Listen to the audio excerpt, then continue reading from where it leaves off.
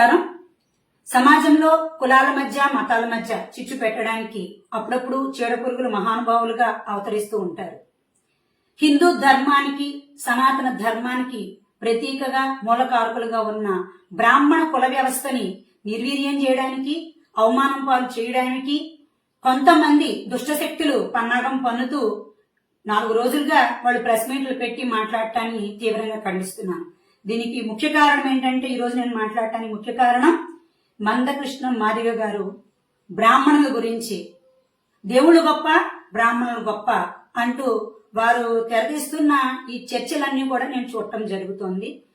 మందకృష్ణ మాదిగ గారు, మేము ప్రతి ఒక్కరిని కూడా గౌరవంగా చూస్తాము. ఒక బ్రాహ్మణ జాతి పిల్లలు చిన్న వయసులోనే వేద పాఠశాలలో విద్యను అభ్యసించి సంధ్యావందన క్రతువులన్నీ కూడా చక్కగా పాటించి దేవస్థానాల్లో అర్చకులుగా వారందరూ కూడా తెల్లవారుజామున లేచి సర్వే జన సుఖినో భవంతు అంటూ ప్రతి ఒక్కరు బాగు కోసం పూజలు చేసి ఆచార సాంప్రదాయాన్ని పాటిస్తూ వారి విధి నిర్వహణలన్నీ కూడా చక్కగా నిర్వర్తిస్తున్నారు. అంతేగాని ఎవరిని కూడా మీరు దశమ భాగాలు మాకు ఇవ్వండి అంటూ ప్రోత్సహించిన పరిస్థితి ఏ బ్రాహ్మణులు కూడా చేసిన పరిస్థితులు మీరు చూసి ఉండరు. కానీ ఈ రిజర్వేషన్ల పేరుతోటి మీరు బ్రాహ్మణుల మీద కక్షతోటి వారిని ఏదో విధంగా అవమానం పాలు చెయ్యాలని అవమానపరుస్తూ ఈ రోజు మీరు ప్రెస్ మీట్లు పెట్టి ఎప్పుడో త్రేతాయుగం నాటి పరిస్థితులన్నింటినీ కూడా తీసుకొచ్చి ఆ రోజు హనుమంతుల గారు గాని జాంబవంతుల గారు గాని ఆటవిక జాతికి సంబంధించిన వారు అంటూ ఏదేదో మీరు పురాణాలన్నింటినీ కూడా బయటికి తీసుకొచ్చి దాన్ని మళ్ళీ బ్రాహ్మణులకు ఆపాదించి మీ కక్ష సాధింపు చర్యలన్నీ కూడా మా మీద దాడి చేయడాన్ని మేము తీవ్రంగా ఖండిస్తున్నాము. తీవ్ర ఆగ్రహం వ్యక్తం చేస్తున్నాం మీ మీద. ఇక్కడ ఒక విషయం ఆలోచించాలి. రిజర్వేషన్ల పేరిట మోసం చేస్తూ పేదల్ని ముఖ్యంగా మత మార్పిడులకి ప్రోత్సహించి వారి మానాన్ని వాళ్ళని బతకనివ్వకుండా మీరు చేసే పనికిమాలిన పనుల వలన ఈ రోజు గుట్టు చప్పుడుగా ఇంట్లో బతుకుతున్న బ్రాహ్మణ వ్యవస్థను వీధుల్లోకి లాగి మీరు చేస్తున్న ఇటువంటి అవమానకరమైన మాటల్ని మరొకసారి మాట్లాడితే సహించేది లేదని చెప్పేసి మీకు తెలియజేస్తున్నాం. ఒకసారి ఆలోచించండి. బ్రాహ్మణ వ్యవస్థ మేము స్వశక్తితోటి సరస్వతి కటాక్షంతో మాకున్న విద్యతోటి మాత్రమే మేము స్వశక్తితోటి ఎదిగి ఈ రోజున ఉద్యోగాల్లో గాని రాజకీయాల్లో గాని సమాజంలో గాని అన్ని కులాలతోటి స్నేహభావంగా మసులుకుంటూనే ప్రతి ఒక్క చోట కూడా మేము మా జీవన స్థితిగతులన్నింటినీ కూడా మేము పాటిస్తున్నాము. మా ధర్మాన్ని మేము పాటిస్తున్నాము.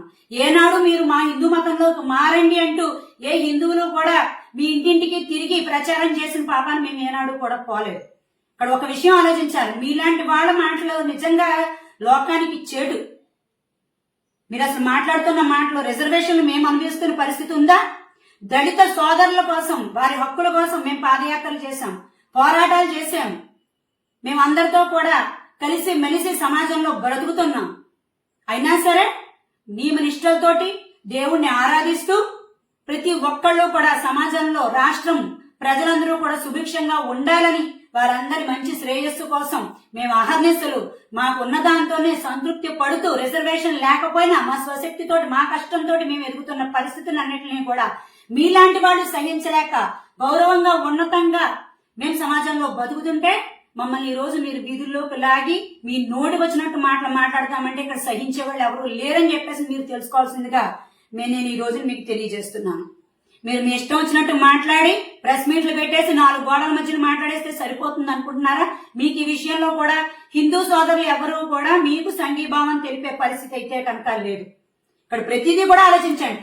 చిన్న వయసు దగ్గర నుంచి చిన్న పిల్లల దగ్గర నుంచి మత మార్పిడిని ప్రోత్సహించి వారందరినీ పక్కదో పట్టించి ఎవరి కులాల్లో వాళ్ళు బ్రతకనివ్వకుండా ఎవరి మతాల్లో వాళ్ళు బ్రతకనివ్వకుండా మీరు వారందరి మధ్యన చిచ్చు పెట్టి ఈ రోజు మీరు చేస్తున్న వ్యాఖ్యలు దళిత నాయకులని చెప్పేసి మీరు చెప్పుకుంటూ మీరు చేస్తున్నది మేమందరం కూడా తీవ్రంగా ఖండిస్తున్నాం. ఇటువంటి పనులు మానుకోమని బ్రాహ్మణ కుల వ్యవస్థ మీద హిందూ ధర్మం మీద మీరు చేస్తున్న దాడిని మేము ఇక మీదట సహించబోమని చెప్పేసి మీకు ఈ విధంగా నేను హెచ్చరిక జారీ చేయడం జరుగుతోంది.